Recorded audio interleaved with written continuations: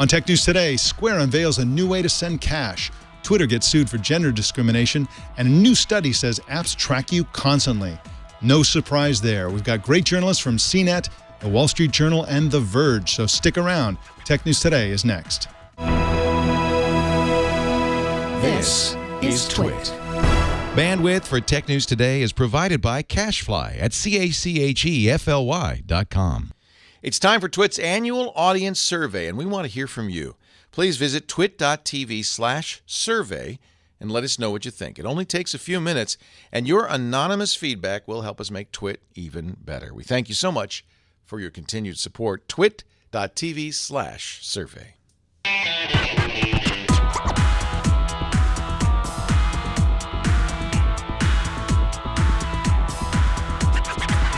This is Tech News Today for Monday, March 23rd, 2015.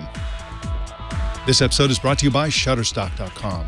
With over 49 million high-quality stock photos, illustrations, vectors, and video clips, Shutterstock helps you take your creative projects to the next level. For 20% off image subscription packages on your new account, go to Shutterstock.com and use offer code TNT0315. And by Casper, an online retailer of premium mattresses for a fraction of the price. Because everyone deserves a great night's sleep. Get $50 off any mattress purchase by visiting Casper.com/TNT and entering promo code TNT. Tech News Today is the show where we talk about the tech news with the journalists who report it. My name is Mike Elgan, and our co-anchor today is CNET Editor-in-Chief Lindsey Turrentine. Welcome to you, Lindsey. Hello. Hi from New York today. Yeah, you're in New York. It's a different Lindsey. You're like an East Coaster.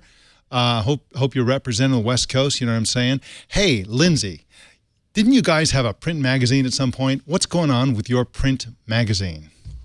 Well, thank you for asking. You're today, welcome. We are releasing issue 2. Dun, dun, That's not me. dun. That's Sofia Vergara there on the cover. I see. It's all about the smart home and the smart yard and the smart everything. It's a great issue, actually. I'm spectacularly proud of it. Go get it from the newsstand. They still have newsstands?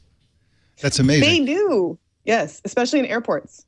Yeah. Well, it certainly is a bold experiment that you guys did, and of course, when you guys came out with your first issue, everybody's like, "Wow, nothing makes sense anymore," because, of course, you guys were the original sort of competitor to the print computer magazines in the 90s or something like that. And we're all digital, all online, all the time, and now everybody's stopped printing on paper, and you guys are back with paper. So anyway, I'm looking forward to seeing it. Now this is quarterly, right? Is that correct? This is quarterly. This is the second issue, and we're committed to doing it for a number of years now. So that's how successful it's been. It's been a really great journey so far, and it gives us a chance to write some things we typically wouldn't write, or we don't get to write in the same way, show off our photography. It's really fun. Yeah, that was the other part of it that I found really striking, is that it's not a collection of online digital stories that have been now printed on paper. There's a ton of original content there, and so it's if you're like a rabid consumer of CNET news at CNET.com, you're going to find lots of new stuff there as well. And I imagine you're going after a more general audience. Is that correct? Yep, we are. I mean, if you look at the cover talent, we had LL Cool J on the first one, Sofia Vergara on this one, and we have a great interview with her, actually. She's building a huge, smart custom home right now, so she had a lot to say about the Internet of Things, which was a fantastic conversation. And we really hope that anybody who's walking through a Target or a Barnes & Noble or the Hudson News and picks it up gets a chance to immerse themselves in the same stuff that they would find online, but may not know how to seek out. So it's a very general take, and anything that you read in the magazine should be accessible to pretty much everyone, but it's all about the technology that we love to talk about. I wonder if Sofia Vergara's home will be filled with Apple product placements like her show Modern Family is. My guess is it probably will. She does mention Siri, although she does say that Siri hates her because of her accent and that they don't get along. That's funny. All right, well, why don't we jump into the news? Square today unveiled a new update that enables small businesses and others to send cash in a brand new way. And this is an extension of Square Cash. If you're familiar with Square Cash, it's their free cash transfer service. This is not free, actually. Square is skimming 1.5% off of transactions, which is a good thing. That's a very low transaction rate. It compares to 2.75% for their Register card swiping app. And so this sounds like a really cool thing, but the way it works is they have something called the cash tag, which is spelled $. Yeah, $sign is part of the spelling of the word, and then the word cash, and then the word tag. And what that enables you to do is you can set up a unique identifier, a unique URL, where you can send people to go pay you. So it's like, pay me, or I'm going to kneecap you, and then you give them the, the cash tag sort of unique URL. They go there, they pay, and then you call off, the thugs. So what do you think about this, Lindsey? This sounds like a pretty cool thing, but it's entering a very crowded market. But what do you think? I think it sounds great. I mean, that low fee is what's going to make all the difference. And I can already think of a bunch of people I know and a bunch of things that I'm involved in that would like to use this, right? Like a school auction or a nonprofit that really doesn't, I mean, it really hurts for like a public school to have 3% taken off the top when they're accepting payments at, a charity auction. As much as you can bring that fee down, the better. And, also just small professionals, hairdressers, people who really, really, it hurts to pay that fee. Yeah, it really does. And there is a transaction limit of about exactly $2,500 per week for businesses. So this isn't something that can be used for transferring huge amounts of money. For example, one gold Apple Watch isn't going to be covered on this, so Apple's going to have to figure out another way to take money for its gold Apple Watch. All right, well, an interesting story there from Square. We'll be watching it. Of course, this competes with PayPal, Venmo, and even Facebook's new Messenger service, to name just a few. Like I said, it's a crowded space, and we'll see if they get any traction with this one. A former Twitter employee is suing the company for gender discrimination. The lawsuit joins two other prominent gender discrimination lawsuits in Silicon Valley, and we'll talk about those here today. Joining us is Ian Sherr, who is an executive editor at CNET. Welcome to you, Ian. Now, Ian, who is suing Twitter exactly, and why? Well, it's a former employee who says that Twitter was basically the way that people are promoted is not really fair in terms of gender equality and whatnot. She said that a lot of the way that Twitter acts is that it's kind of, we've heard this story before, the old boys club type of problem.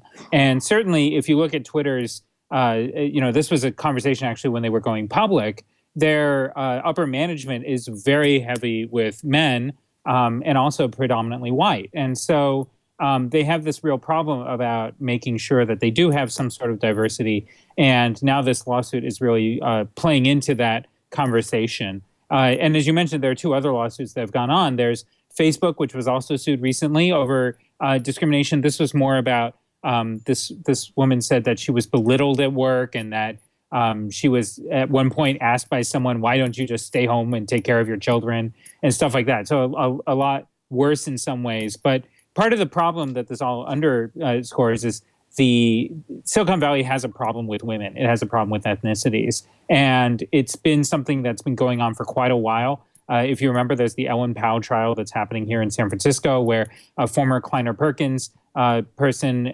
says that she was also discriminated against and that she was strategically kind of pushed out of the firm and she was treated badly. And, part of the problem is that Silicon Valley is somewhat aware that it has a problem, but doesn't know how to fix it. I've spoken to a number of people who basically tell me, hey, look, is sex discrimination a problem in Silicon Valley? Absolutely. Is it a problem in the money world? No question. It's the question of how do we fix it? And right now, these lawsuits could help to at least make it all out in the open and give us an opportunity to really target some things to fix.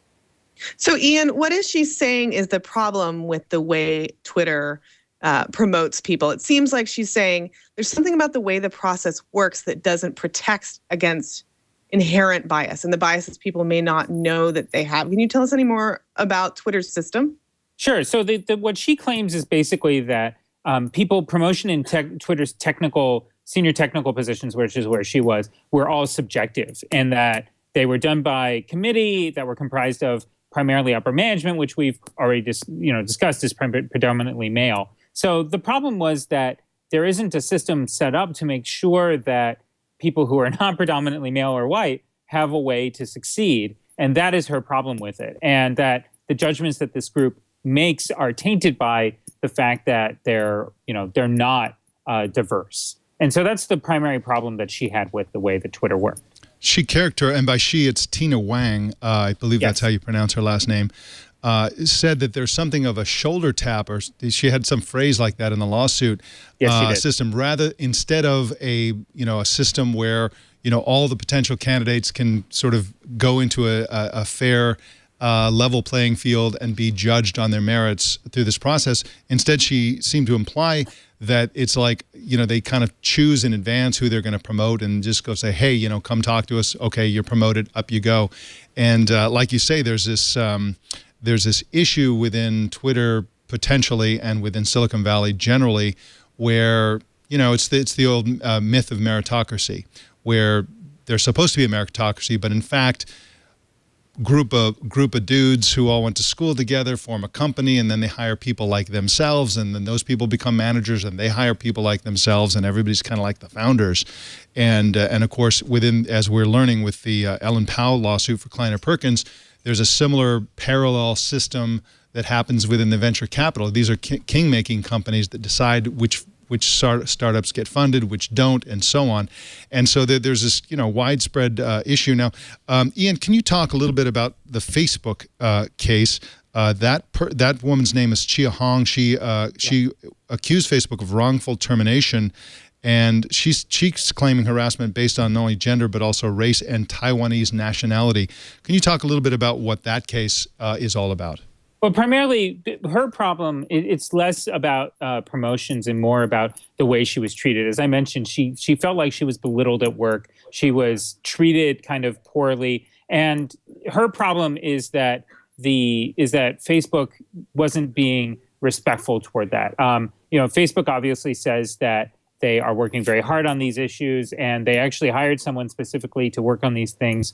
It's also worth noting Google itself has also faced a lot of these problems. If you remember last week during the South by Southwest Festival, Eric Schmidt, the chairman, was actually called out for interrupting one of his former employees, now the chief technology officer of the United States, often on stage. And he was called out because someone pointed out that, there is this kind of, deep-seated thing where, this is what happens to women in boardrooms. This is what happens to women in their jobs in Silicon Valley, that they don't get treated the same way and equally. And so that's part of the problem at Facebook is that, the argument that she makes is that not only was she not treated equally, but it went beyond that and it became an issue of racism. It became an issue of, she was basically being treated like someone who shouldn't be there. And that's what she's suing over.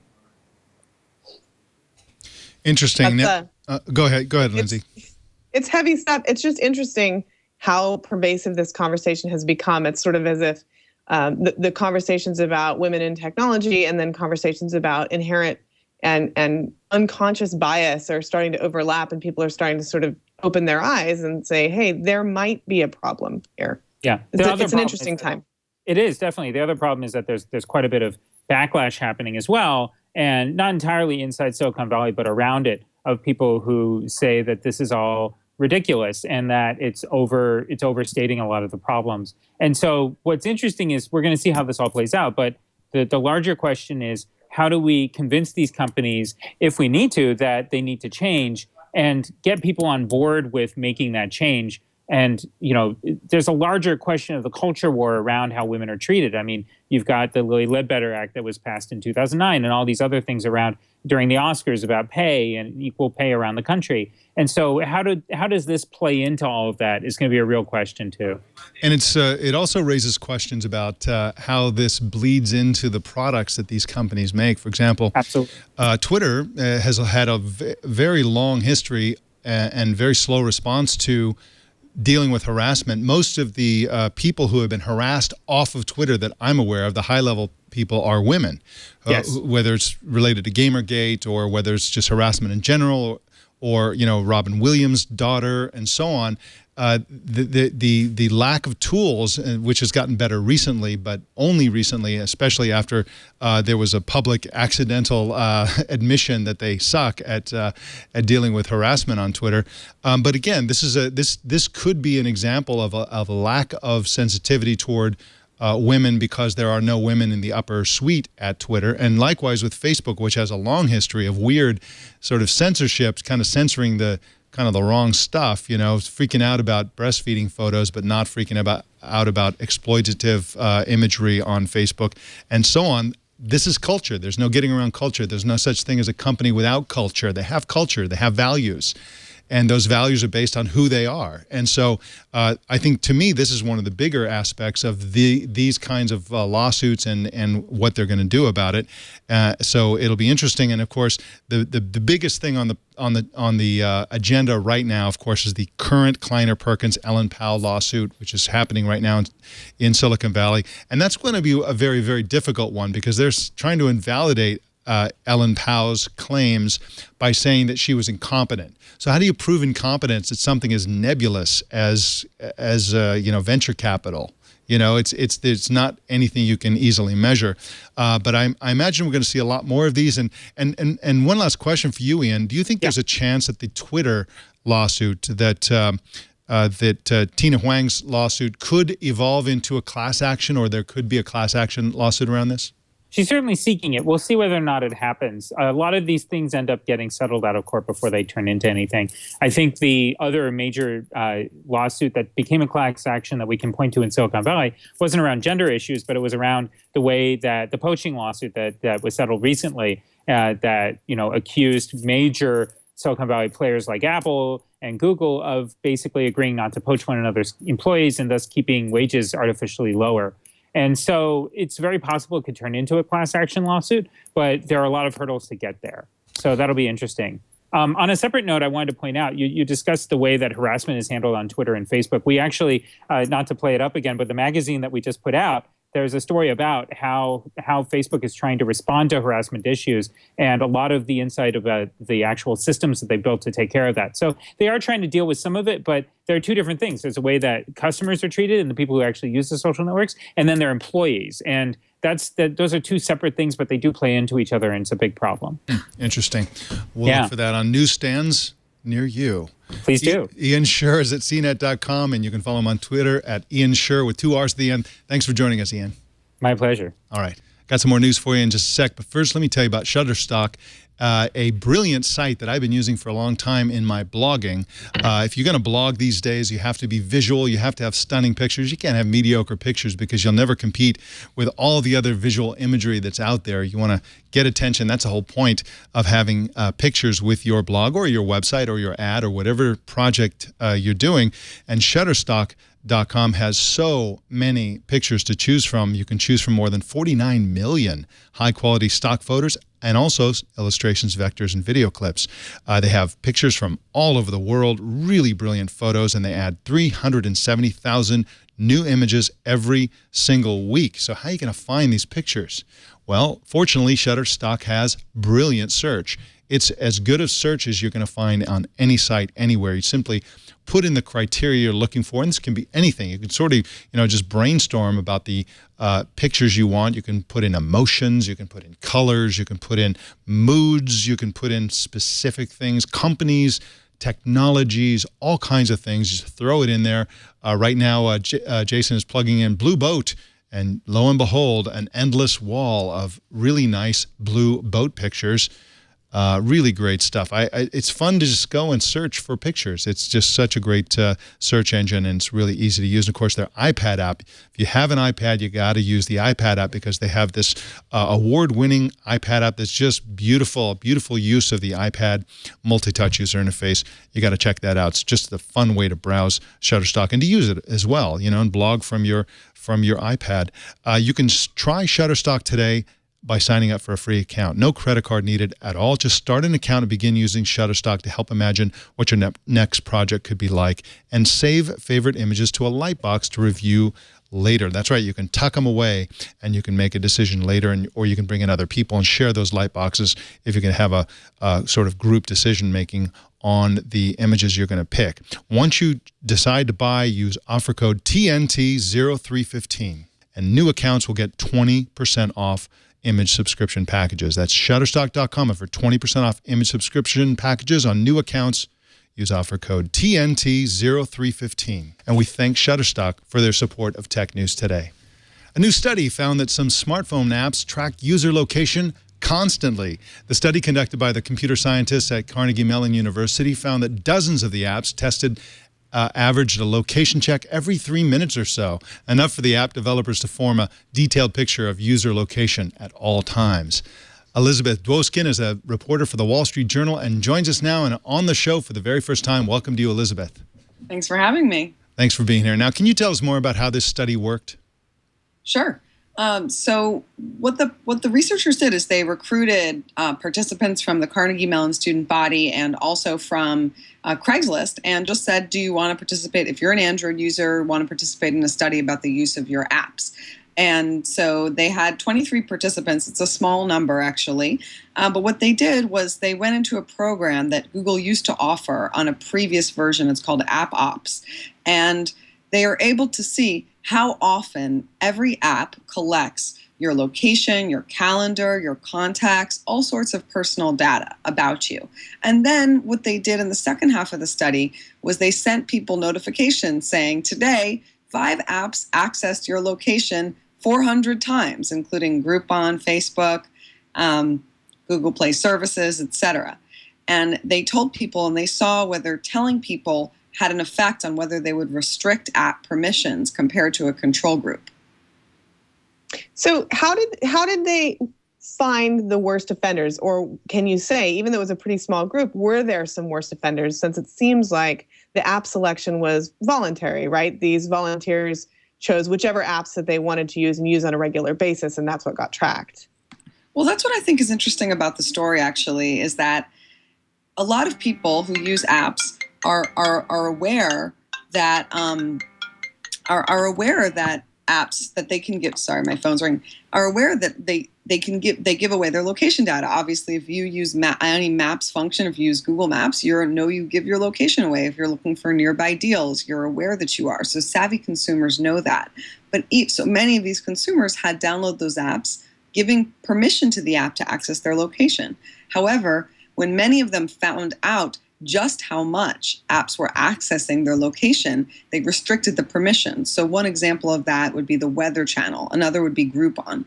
Those apps access people's locations thousands of times, so maybe every 20 minutes throughout the day, and the average app was pinging every 4 minutes. And so you basically, the quote from the researcher that I liked is he said, you'd have to be accessing Groupon in your sleep, to get those nearby deals, or to get the weather nearby. And so the fact is the apps were pinging the location and collecting the location much more often than what would be needed to provide the location-based service. And so when users found that out, half of them restricted their permissions.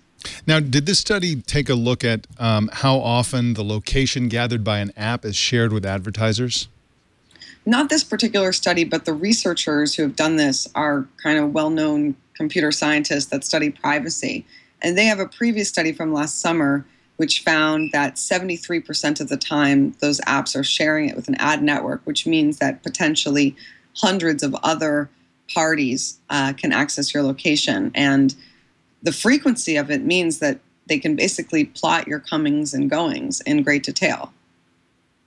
Elizabeth, one of the most interesting things about this story was the last paragraph in which you noted that an operating system update has changed Android, and this information is no longer available. The researchers actually can't find out how often these apps are pinging location. Yeah. Why do you think that is? What has happened? Why has Google taken that away? Do you know or have any inkling? Yeah, that's actually it is sad for people who want transparency, and it's a debate in the privacy world right now, because when Google took away that feature, privacy advocates were upset. They were also been upset with Android because Google has gone back and forth. Google used to be like Apple, where you were able to give apps permission selectively. So you could say, I want, and on an iPhone, you can say, I want this app to have my location, but not this other app. On Android, it's just an on-off switch, which means that by turning location on the phone to use, let's say, Google Maps, you're giving your location to hundreds of apps. And now, and this tool that Google used to offer was actually just for developers. It wasn't for average consumers. So developers were upset that they couldn't get access to that data anymore. But it also shows that giving consumers access to that data actually makes them change their behavior.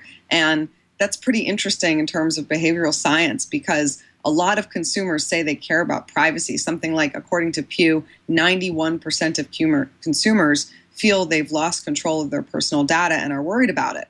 So, and yet we're giving apps permission willy-nilly. So it shows that when given the right information, people actually do change their behavior, and they reflect what their stated beliefs are about privacy. Very interesting. Now, they gathered information other than location, didn't they? Also calendar and contacts, but I focused mostly on location and call logs as well. I focus mostly on location, though, because location is very sensitive. Where you are, you're at the doctor's office, you're at home, you're at school. You don't necessarily want hundreds of companies to know where you are at all times. It's particularly sensitive also because stalkers can use the same kind of system to install stalking apps. Hackers could get in.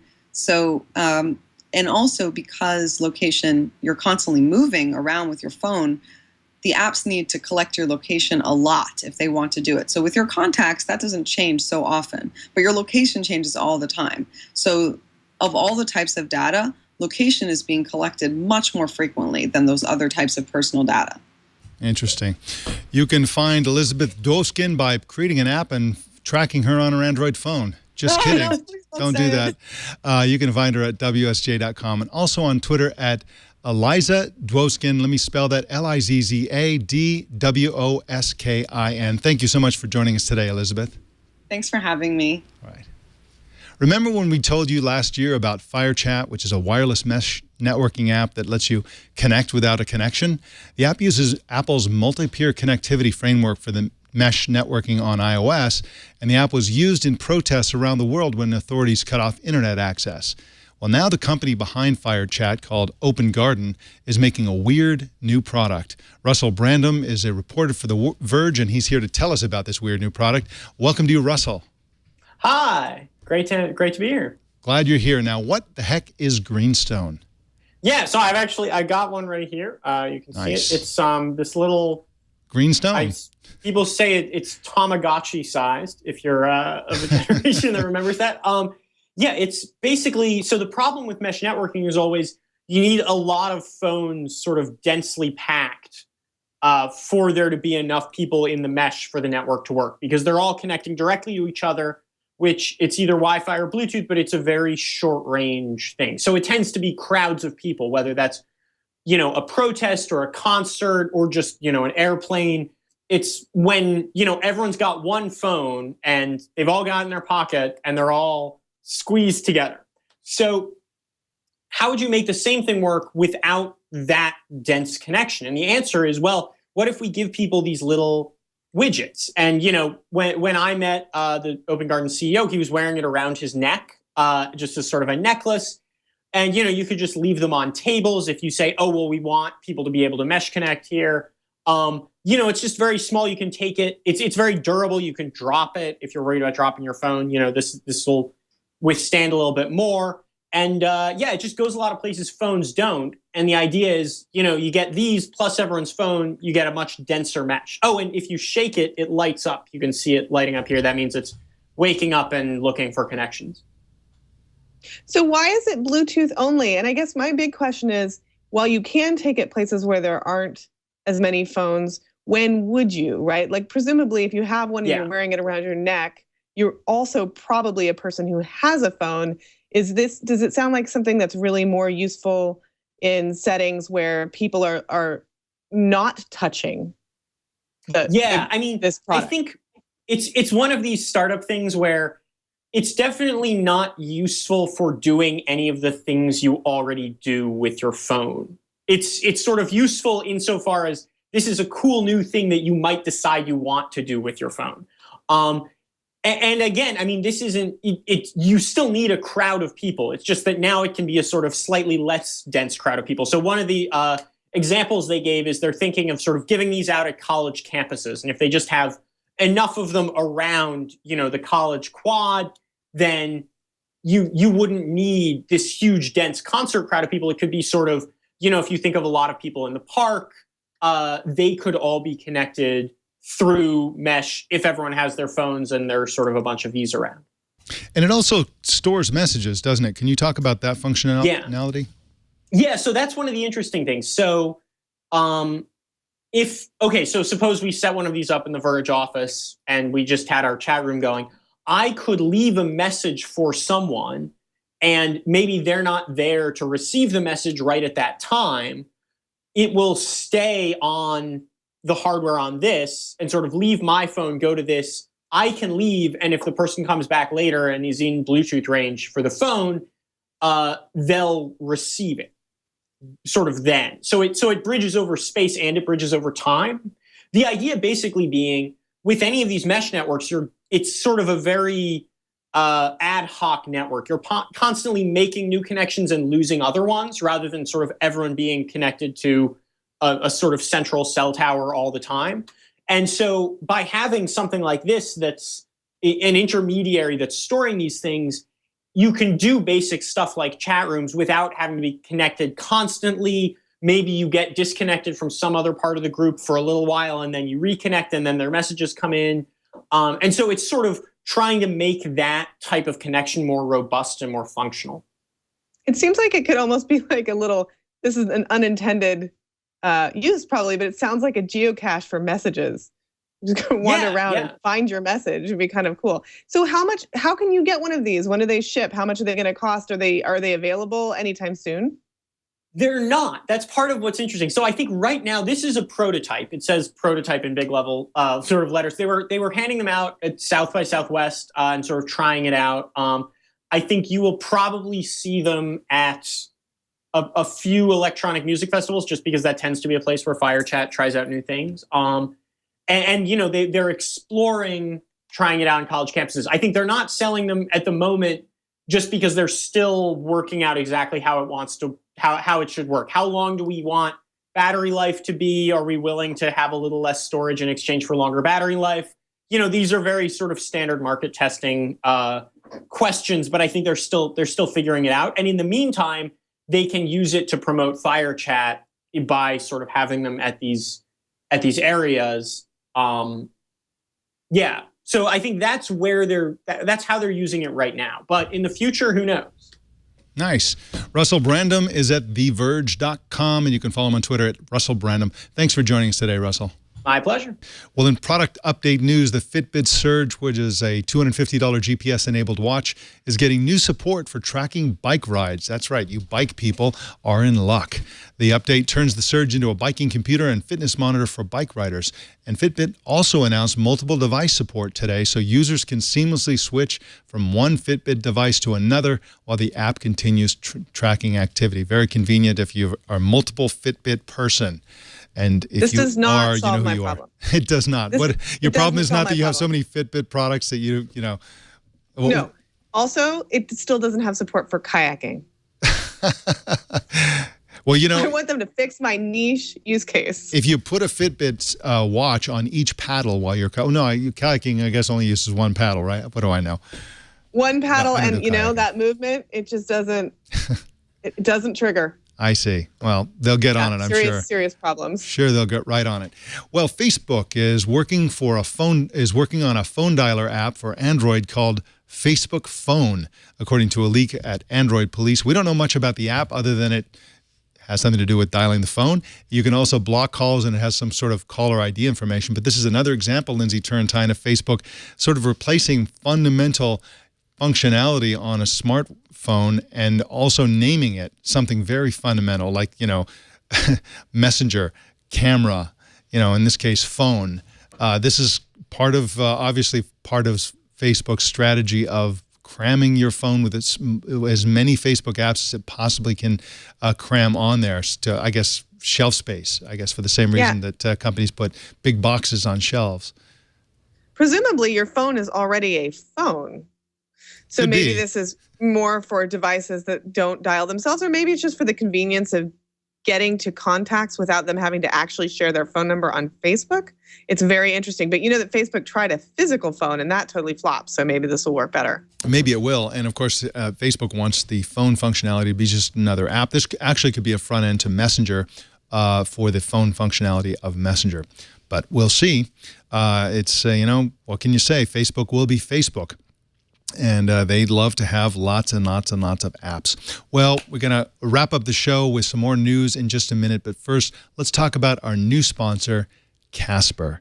You need to get a good night's sleep. Everybody deserves a good night's sleep. And Casper will solve your sleep problems by sending you a brilliant, spectacularly comfortable mattress right to your house. Like, how are they going to mail a mattress? Well, this thing shrinks into this, like, surprisingly, it's not a small box, but it comes in a reasonable sized box. You take it out and it sort of fills with air. And this isn't an ordinary memory foam mattress at all. It has a combination of two technologies, latex and memory foam together. And what this does is it provides a very firm mattress that's also soft. It's hard to explain, but it's very cushiony, but it's got a lot of support. And that's why it's so comfortable. And of course, if you're going to go shopping for a mattress and go to the mattress store, you really can't tell whether you're going to get a good mattress or not. You can lay down in the store and, you're sitting there laying down in a store. Right? You really can't tell what it's like to sleep on those mattresses. Whereas Casper will let you try the mattress for 100 days. That's right. You can sleep on it for months. And then you'll know whether this is a super comfortable mattress, and I think you'll discover that it is. And you can keep it, or if you don't like it, you can send it back. But my guess is you're going to keep it because it's so comfortable. It's just, you'll get a great night's sleep. And you know what? You spend more time in your bed than you spend anywhere else. So you really have to have a great bed. And of course, these are extremely affordable mattresses. You can get a Casper mattress, $500 for a twin, $950 for a king size. When you compare that to industry averages, that is an outstanding price for a mattress. And you can save an additional $50 as one of our audience members by going to casper.com/TNT and entering the promo code TNT. That's casper.com/TNT and use the promo code TNT, and you will thank me because you're going to get a great night's sleep when you get a Casper mattress. Well, in earnings news, the Taiwanese contract manufacturing giant Pegatron, which makes the iPhone 6 and 6 Plus for Apple, reported a 68% increase in fourth quarter profit. The company reported a total annual profit last year of $466.8 million. Pegatron is doing great, Lindsey Turrentine, because they make iPhones. And, of course, Apple had an unprecedented fourth quarter, and of course their contract manufacturer that made all those phones is having a great fourth quarter as well. Yep. I mean, that is the contract to win. If there were any contract in the world to win, that's the one. And they're very happy to have won it, but they're also saying that they need to diversify beyond smartphones. They feel too dependent on it. They don't think that the Apple gravy train will continue indefinitely.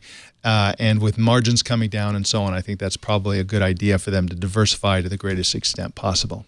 Well, in news you can lose, a new trailer for season 2 of HBO's Silicon Valley hit over the weekend. Oh man, buckle your seatbelt, here it comes. Let's have a look at the new trailer of Silicon Valley.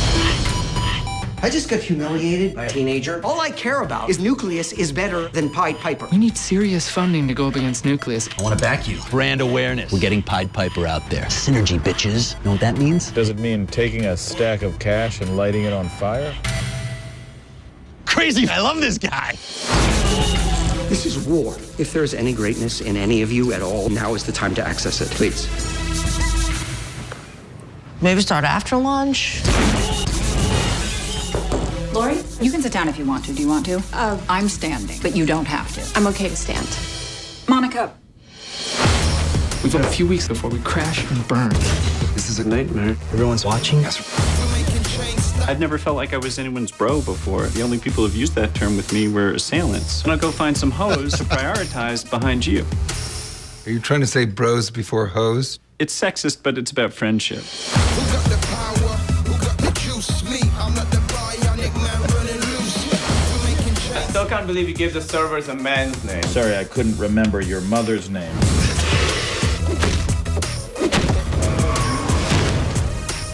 Hey guys. I don't know about you people, but I don't want to live in a world where someone else makes the world a better place, better than we do.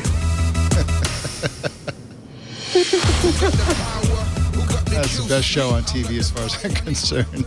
Oh, man. When it first started, my husband and I had a hard time watching. My husband's a software engineer, and he was like, "Oh, it's too close to home. It hurts." But then it just, tears of laughter. So funny. Yeah. So spot on. It's so spot on.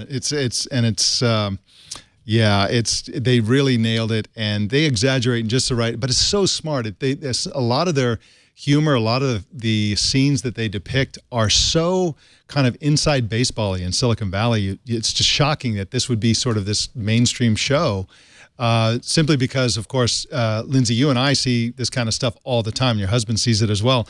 You'd just never think that this would be a mainstream topic of conversation when they're talking about, all the stuff that startups go through. And oh, man, such a good show. Really looking forward to it. I think that hits when? April something. April something. It's in the teens, I think. April 12th. Somebody Google this. Yeah. 2 days after the Apple Watch becomes available to try on, but a couple of weeks before the Apple Watch actually ships. Perfect timing. Is that how we benchmark everything now? Yes, it is. Pre-Apple Watch or post-Apple Watch? BAW instead of, anyway. All right. Well, our TNT fan of the day is Nate Huff in Indianapolis, who posted this picture on Twitter. And there it is. Our audience they always have all these monitors. Look at this. Tons and tons of monitors. And there we are, Tech News Today, right there, front and center. Love to see that. How do you watch or listen to TNT? Just record a video or take a picture of yourself or your setup. Post it on Google+, Twitter, or Facebook, and use the hashtag HowIWatchTNT, and we will find it. Lindsey, Turrentine, what are you guys doing over there at CNET, for crying out loud, besides making print editions of CNET? Well, I was going to say, I think we mentioned this at the beginning of the show. We have a magazine. We're getting ready for before and after Apple Watch. Also reviewing big phones like the HTC One M9 and some other phones probably coming in the near future. Are you working on figuring out how to compare smartwatches? For example, how are you going to compare the Apple Watch against an Android Wear watch? I mean, is there some rational way to compare feature by feature? Well, I mean, we do this in the same way that we can compare, say, a smartphone, right? We'll run batteries of anything that we quantify, right? Battery drain tests, for example. And we'll look very carefully at the screens like we always do. But other than that, the reality is we stack up like 27 watches on Scott Stein's arm and make him wear them everywhere. That's a great idea. That's a really great, I like that. That's very nice. All right, Lindsey, Turrentine, thank you so much for conquering today. We will see you next time. See you next week. All right. You can subscribe to Tech News Today on TuneIn. And please leave a review and let us know how you like the show. You can choose your favorite way to subscribe at twit.tv/TNT. You can also watch us live every weekday at 10 a.m. Pacific, 1 p.m. Eastern, 1800 UTC at live.twit.tv, or on the app or browser plugin of your choice. You can pick your favorite browser plugin at twit.tv/apps. If you're ever in the San Francisco Bay Area, come on in and watch us as part of our studio audience. You can follow us on Twitter at Tech News Today TV. You can also follow me on Facebook. That's facebook.com/mike.elgan. And I want to know what you're thinking, what's on your mind. Send us an email to tnt@twit.tv or call 260-TNT-SHOW. And don't miss Tech News Tonight at 4 p.m. Pacific every single weeknight. That is the Tech News Today, ladies and gentlemen. My name is Mike Elgan. Thanks for tuning in. We'll see you tomorrow.